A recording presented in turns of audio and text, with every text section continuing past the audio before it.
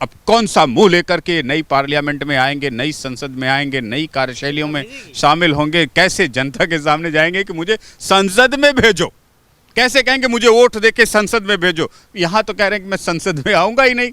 अब इनको दोबारा वही थूक के चाटने वाली नीति पर काम करना पड़ेगा, तभी संसद के दर्शन होंगे, अन्यथा नहीं होंगे। जब भी कभी हमने पार्लियामेंट की तरफ फेस करके सेल्फी लेने की कोशिश की, फोटो खिंचवाने की कोशिश की, हर किसी के मन में एक दर्द था कि अंग्रेजों की बनाई पार्लियामेंट की हम फोटो ले रहे हैं। हमारे पास ये सौभाग्य नहीं था कि हम अपनी बनाई पार्लियामेंट अपने कीर्तिमान के साथ स्थापित बिल्डिंग के साथ फोटो खींच करके अपने को भारतवासी गौरवान्वित कर सके। आज उस कलंक को प्रधानमंत्री नरेंद्र मोदी ने धो दिया है। कौन सा ब्रिटेन के साथ समझौता करके कांग्रेस ने ये राष्ट्रपति भवन पार्लियामेंट लिया, जहां आपके अपने स्वतंत्रता सेनानियों की एक फोटो तक रखने की अनुमति नहीं। नमस्कार, मैं हूं केशव मालान। नए संसद भवन के उद्घाटन पर विरोध हुआ, उसमें सेंगोल स्थापित करने को लेकर के विरोध हुआ, उसका उद्घाटन पीएम मोदी कर रहे हैं इसलिए उसका विरोध हुआ, लेकिन आखिरकार नए संसद भवन सेंट्रल विस्टा का उद्घाटन हो ही गया। लेकिन सवाल इस बात का कि उस इतिहास का गवाह बनने से वो लोग आखिरकार चूक ही गए जो लोग मोदी का विरोध करते करते किसी दूसरे विरोध में पहुंच गए। आज इसी खास मुद्दे पर बातचीत करने के लिए हमारे साथ मौजूद हैं प्रोफेसर विनय कुमार जी। सर, बहुत बहुत स्वागत है आपका। नए संसद भवन का उद्घाटन तो हो गया, लेकिन इतिहास में जो दर्ज हुआ है उसका गवाह बनने से कुछ लोग चूक गए। ये भारत का सौभाग्य देखिए कि जिस पार्लियामेंट में ये नेगेटिव एनर्जी वाले एमपीज आकर के इस देश को कुछ ना कुछ नेगेटिव ऊर्जा अपनी बिखेरते, जो अब तक इनके वाणी, कर्तव्य और कार्यों से दिखा, वो इस वास्तुशास्त्र और तमाम विधियों से वो पहले ही उससे दूर हो गए। देश आज खुश है ये देख करके कि 19 पार्टियों के नेता पार्लियामेंट के दर्शन तक नहीं कर पाए, इतिहास का हिस्सा तक नहीं बन पाए, घरों में अपने पकौड़ा तलते रह गए। और एक भव्य कीर्तिमान स्थापित करने वाला, भारत के स्वाभिमान में 4 चांद लगाने वाला पार्लियामेंट, उससे जुड़ी तमाम व्यवस्थाओं का इनॉग्रेशन हो गया। आज एक व्यवस्था जो कांग्रेस 70 सालों से लेकर चल रही थी, अपने घर में ऑफिस खोल दिया, होटलों में ऑफिस खोल करके मंत्रालय चला रही थी और भारत सरकार को किराएदार बना रखी थी, खुद किराया लेते थे यहाँ एमपीज एमएलएस भारत सरकार से अब ऑफिस चलाने के लिए। आज उससे भी मुक्ति मिली। साथ ही भारत के 125 करोड़ लोगों की, अब तो 140-150 करोड़ लोग बता रहे हैं, जब भी कभी हमने पार्लियामेंट की तरफ फेस करके सेल्फी लेने की कोशिश की, फोटो खिंचवाने की कोशिश की, हर किसी के मन में एक दर्द था कि अंग्रेजों की बनाई पार्लियामेंट की हम फोटो ले रहे हैं। हमारे पास ये सौभाग्य नहीं था कि हम अपनी बनाई पार्लियामेंट अपने कीर्तिमान के साथ स्थापित बिल्डिंग के साथ फोटो खींच करके अपने को भारतवासी गौरवान्वित कर सके। आज उस कलंक को प्रधानमंत्री नरेंद्र मोदी ने धो दिया है। अब जरूरत है एक भव्य राष्ट्रपति भवन की। जो दर्द मैंने महसूस किया है राष्ट्रपति भवन में, वो ये कि वहाँ जाने के बाद जब मुझे एक भी स्वतंत्रता सेनानी की फोटो देखने को ना मिली, पूछने पर जवाब नहीं मिला, तब मैंने भी फैसला किया कि ऐसे राष्ट्रपति भवन में हमारे देश के राष्ट्रपतियों को नहीं रहना चाहिए, जिसमें स्वतंत्रता सेनानियों की, अपने देश के लिए मर मिटने वाले बहादुर बेटों की एक छोटी तस्वीर रखने की भी अनुमति नहीं हो। वो किस पॉलिसी के तहत है, किस एग्रीमेंट के तहत है, कौन सा ब्रिटेन के साथ समझौता करके कांग्रेस ने ये राष्ट्रपति भवन पार्लियामेंट लिया, जहां आपके अपने स्वतंत्रता सेनानियों की एक फोटो तक रखने की अनुमति नहीं। उस दिन से मैं आज का ये सौभाग्य वाला दिन कहूँगा कि आधा कार्य तो मोदी जी ने कर दिया है, आधा कार्य की जिम्मेदारी अब हमारे कंधों पर, आपके कंधों पर है कि उस पार्लियामेंट के बाद उस राष्ट्रपति भवन से भी देश को मुक्त करो, जहां तुम्हारे स्वतंत्रता संग्राम के सेनानियों की, तुम्हारे बहादुर बेटों की, जिसकी जयकारे के साथ तुम्हारे नसों में रक्त की धारा बहती है, उनकी फोटो तक रखने की अनुमति नहीं। उनको हटा के, उसको बदल के एक नए राष्ट्रपति भवन का भी निर्माण का कीर्तिमान भारत को त्वरित स्थापित करने की आवश्यकता है। साथ ही कुछ लोग वास्तु की डिज़ाइन का डिफेक्ट बता रहे थे। एक रामायण में चौपाई आती है, जिसकी रही भावना जैसी प्रभ मूरत देखी तैसी, किसी ने उसमें भारत के उज्जवल भविष्य को देखा, किसी ने अपने ताबूत को देखा। तो जिसकी जैसी भावना होती है उसे दृश्य वैसा ही दिखता है। तो मैं कहूँगा 19 पार्टियों के सांसदों से, उनके प्रवक्ताओं से, उनके नेताओं से कि ये भावनाओं का, दृष्टिकोण का दोष है, उसे ठीक करो। और अगर वास्तु का दोष होता और वास्तु का कमाल ना होता तो तुम्हारे जैसे 19 पार्टियों के सांसद घुसने तक की उनको अवसर ही ना मिला। इस सौभाग्य की घड़ी में ये कितना बेजोड़ उदाहरण है। तो मैं कहता हूँ, जा की रही भावना जैसी प्रभु मुहूर्त देगी तैसी भारत का पार्लियामेंट नया कीर्तिमान स्थापित करेगा। और हमारे यहाँ मुर्दों को देख करके अशुभ नहीं माना जाता। ये मृत्यु और जीवन तो इस संसार की ही परंपरा है और सदियों से नहीं, जब से इसका निर्माण हुआ तब से चली आ रही है। तो ताबूत से भी हमें कोई प्रॉब्लम नहीं है। हम तो उस संस्कृति के वाहक हैं जो मृत्यु को भी सामने देख करके मुस्कुराता है और अपने कर्तव्य के पथ पर आगे बढ़ता है। तो ये भारत के लोगों के लिए अनोखी प्रेरणा का भी स्रोत बनेगा और इससे हम एक बेहतर भारत का निर्माण करेंगे। भारत के भविष्य के निर्माण के लिए शुरुआत से जो कांग्रेसियों ने जहर का बीज बोया, उस जहर के बीज को अब हमें निकाल करके भारतवासियों को वहीं ले जाना है जहां से उनकी परंपरा, उनकी संस्कृति, उनके उन्नति के मार्ग को समाप्त कर दिया गया। एक उदाहरण के तौर पर मैं बोलूं आपको तो देश में हर एक गांव में कुम्हार की ज़रूरत होती है। मिट्टी के बर्तन, विविध प्रकार के उपकरण जो मिट्टी से बनते हैं, कुम्हारों का जीवन ही लगभग समाप्त कर दिया गया। लेदर के प्रोडक्ट्स बनाने वाले हरिजन समाज को इतनी गालियां दी गई कि उन्होंने अपना कारोबार छोड़ दिया। लेकिन क्या देश ने, दुनिया ने लेदर का प्रयोग करना छोड़ दिया? क्या लेदर के सामान का प्रयोग करना छोड़ दिया? इंपोर्ट करना पड़ रहा है हमको। सुनार की ऐसी एक दुनिया है जो ऑर्नामेंटल ज्वेलरी के दुनिया में अरबों खरबों का टर्नओवर करती है, लेकिन एक भी विश्वविद्यालय भारत में सुनारों के लिए नहीं है। ऑर्नामेंटल ज्वेलरी के लिए एक भी विश्वविद्यालय नहीं मिलता, एक भी कुम्हारों का विश्वविद्यालय नहीं मिलता, एक भी अहीरों का विश्वविद्यालय नहीं मिलता, एक भी लोहारों का विश्वविद्यालय नहीं मिलता, इंजीनियरिंग एंड टेक्नोलॉजी नहीं मिलती। तो मैं कहता हूं कि भारत के लोगों को पुनः गांव गांव, घर घर में रोजगार का, जैसे आज भदोही की कालीन आपको पार्लियामेंट के शान बढ़ाती दिख रही, ये भदोही की कालीन बनाने वाला किसी एक छोटे से घर से व्यक्ति शुरू किया था। ऐसे ही छोटे छोटे कारोबारियों को उनकी जाति के नाम पर बराबर पिछले 70 सालों से उन्हें अपमानित किया गया, गाली देते हुए उनको उनके रोजगार से दूर किया गया, बेरोजगार बनाया गया, फिर शहरों में आके धक्के खाने के लिए मजबूर कर दिया गया। आज आपने प्रत्यक्ष देखा होगा, ये राजनेताओं ने राष्ट्रपति पद पर आसीन महिला को 1000 बार दलित शब्द से संबोधित किया। कोई हमारे बेटे को, बेटी को दलित शब्द से संबोधित करेगा? उसकी इतनी मजाल। उनके जबड़े टीवी चैनलों पर तोड़ दिए जाने चाहिए जो हमारे किसी बेटे बेटी को दलित शब्द का प्रयोग सिर्फ राजनीति की रोटियां सेकने के लिए कर रहे हैं।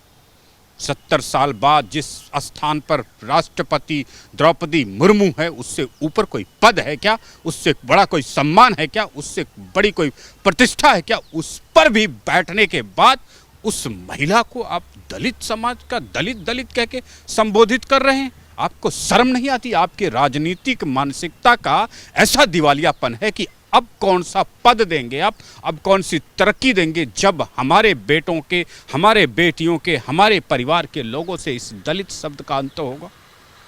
मैं समझता हूं जितने लोगों ने आज इस राजनीतिक परिप्रेक्ष्य में दलित शब्द कह करके हमारे देश के किसी बेटे बेटी का अपमान करने की कोशिश की, उनके जबड़े तोड़ दिए जाने चाहिए, टीवी चैनलों पर कैमरे के सामने तोड़ दिए जाने चाहिए। क्योंकि कोई भी बेटा और बेटी, पहले वो भारत का बेटा बेटी है, उसका धर्म भारत है, उसकी जाति भारत है, और वो भारत का बेटा बेटी किसी दलित शब्द का मोहताज नहीं है कि आप उसको संबोधित करने के लिए दलित दलित दलित कहते हुए थक नहीं रहे। राजनीति ऐसी आपको करनी पड़ रही है। मैं इस शब्द से बेहद आहत हूं और बता दूं मैं आपको, ऐसे शब्दों के प्रयोग करने वाले जब भी, जहां भी, कहीं भी मिले, इनको मुंह तोड़ जवाब दीजिए।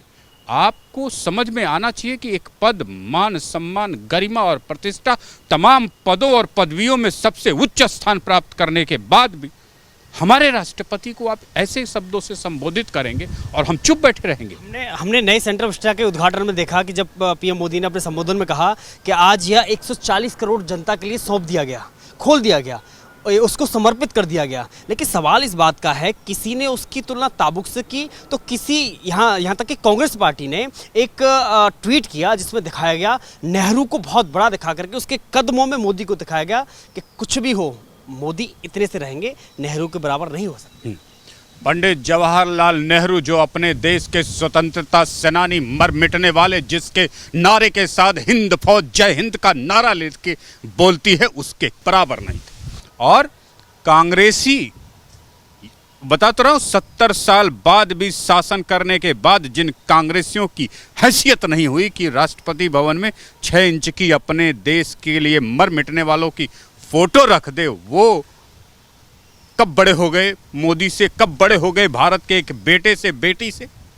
उनकी हैसियत होती, उनके विचार होते, गुलामों की मानसिकता ना होती, तो ये व्यवस्था भारत में कब की खत्म हो जाती। भारत में अपने बच्चों का, अपने बेटों का जो अपने घर में सम्मान ना कर पाता हो, ऐसा निर्लज्ज, ऐसा बेशरम राजनीतिक पार्टी, राजनेता और राजनीतिक मानसिकता दुनिया के कौन से देश में आपको देखने को मिलेगी?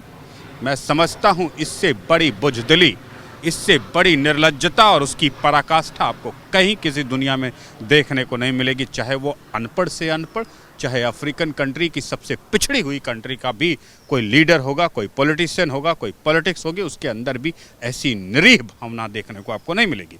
बौखलाहट इस बात की कि मोदी ने उसका उद्घाटन किया, या इस बात की कि अब जनता उनको संसद में बैठने लायक या बिठाने का कोई अवसर नहीं दे रही है, इसके बावजूद इतना विरोध? बात यह है कि प्रधानमंत्री नरेंद्र मोदी भारत के 125 करोड़ लोगों का वर्ल्ड में प्रतिनिधित्व करते हैं, भारत में प्रतिनिधित्व करते हैं। और जिस तरीके से आपने पूरा इनागुरेशन प्रोग्राम देखा, उसके बाद आपको यह समझ में आया होगा कि भारत के प्रधानमंत्री नरेंद्र मोदी का उद्घाटन करना और राष्ट्र को संबोधित करना कितना आवश्यक था, कितनी ज़रूरत थी। केवल शादी तक मामला नहीं होता। जैसे एक शादी होती है ना, केवल शादी तक दूल्हे दुल्हन के मंडप में माला डालने तक ही कार्यक्रम सीमित नहीं होता। उस कार्यक्रम को शादी के बाद भी बहुत सारे कार्यक्रम होते हैं जिसको परिवारों को, परिवार के मुखिया को निभाना पड़ता है। तो भारत के प्रधानमंत्री नरेंद्र मोदी की सिर्फ inauguration is not a part of this programme, उसको दुनिया के आखिरी कोने तक, आखिरी व्यक्ति तक ले जाने की जिम्मेदारी नरेंद्र मोदी के कंधों पर थी। भारत के हर एक बेटे के मन को छू करके उसके अंदर ऊर्जा भरने की जिम्मेदारी प्रधानमंत्री नरेंद्र मोदी की थी। भारत के तमाम लोगों के अंदर इस विपक्ष के द्वारा फैलाए गए जहर को बुझा करके उसमें अमृत डाल करके युवाओं में जोश भरने की जिम्मेदारी प्रधानमंत्री नरेंद्र मोदी की थी। ऐसी सैकड़ों जिम्मेदारियां, सैकड़ों जगह थी जिसको पूरा करने की अभी भी जिम्मेदारी प्रधानमंत्री नरेंद्र मोदी की है। उसको उन्होंने बखूबी अब तक पूरा किया, बड़ी जिम्मेदारी के साथ। और पूरा कार्यक्रम देखने के बाद आज हर भारतीय गौरवान्वित हो रहा है कि कैसे बेहतर प्रोग्राम किए, कैसे बेहतर इनागुरेशन किए, और उसका जश्न आज पूरा भारत मना रहा है। देखिए, आखिरी सवाल, कांग्रेस शायद ये तय नहीं कर पाई। सबसे पहले उन्होंने विरोध किया कि यह जो उद्घाटन की तिथि है वो गलत है क्योंकि वीर सावरकर की जयंती है। दूसरा विरोध उन्होंने शुरू किया, नहीं, इसका उद्घाटन राष्ट्रपति के हाथों नहीं किया जा रहा है, मोदी के हाथों किया जा रहा है, इसका विरोध किया गया। तीसरा विरोध किया गया सेंगोल को लेकर के कि यह राजशाही का प्रतीक है और बल्कि हमारे यहाँ लोकतंत्र की परिभाषा है और ऐसी मान्यता है। लेकिन लास्ट में नए संसद भवन के उद्घाटन का ही बॉयकॉट कर दिया गया। अभी तक डिसाइड नहीं कर पाए कि कांग्रेस को विरोध किस बात का। भारत की सनातन संस्कृति में जैन, बौद्ध, सिख, आर्य समाज ये सारे आते हैं, और इनकी संस्कृति को छोड़ करके क्या मैं यूरोप के देवता की संस्कृति लाके भारत में प्रतिस्थापित करूंगा, या अरब के देवता की वो हिंसक प्रवृत्तियां यहां पर स्थापित होंगी? भारत की संस्कृति, जैनों की संस्कृति, बौद्धों की संस्कृति, सिखों की संस्कृति, आर्यों की संस्कृति, हिंदुओं की संस्कृति, और उसमें बराबर के सम्मान के साथ आगे बढ़ती क्रिश्चियन और मुसलमानों की संस्कृति, इन सब को जब तक आप नहीं जोड़ेंगे, जिस तरीके से पंडित जवाहरलाल नेहरू और उसके बाद की सरकारों ने मठों, मंदिरों, तीर्थों, ज्योतिर्लिंगों पर सरकारी नियंत्रण स्थापित करके उनके विकास को नस्तोनाबूद कर दिया, तब लोकतंत्र नहीं था, तब ये आपके पास व्यवस्थाएं नहीं थी, तब ये आपके पास सोच नहीं थी। जब आप 4 लाख मंदिरों पर सरकारी नियंत्रण स्थापित है, क्या कांग्रेस बताएगी कि किस लोकतंत्र में ये होता है? दुनिया का सबसे बेहतरीन धर्म, दुनिया को विश्व बंधुत्व, सर्वे भवन्तु सुखिनः, सर्वे सन्तु निरामया की परिभाषा देने वाला, ज्ञान देने वाला, जीवन देने वाले मंदिरों और मठों पर तुमने सरकारी नियंत्रण स्थापित कर लिया और आतंकवाद की पाठशाला बनी तमाम चीजें आजाद खड़ी हैं। ये सोचने का प्रश्न है।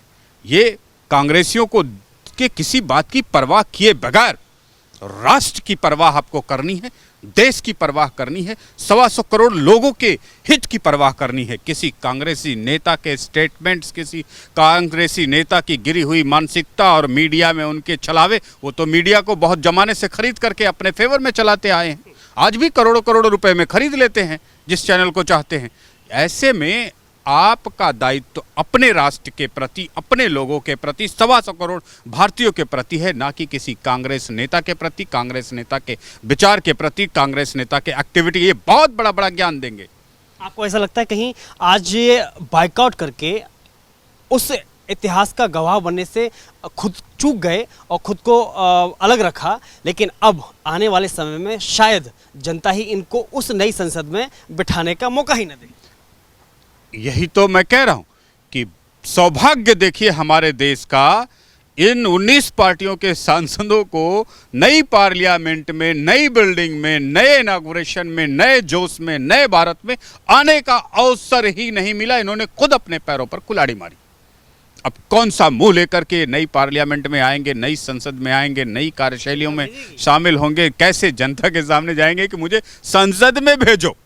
कैसे कहेंगे मुझे वोट देके संसद में भेजो? यहां तो कह रहे हैं कि मैं संसद में आऊंगा ही नहीं। अब इनको दोबारा वही थूक के चाटने वाली नीति पर काम करना पड़ेगा, तभी संसद के दर्शन होंगे, अन्यथा नहीं होंगे। धन्यवाद।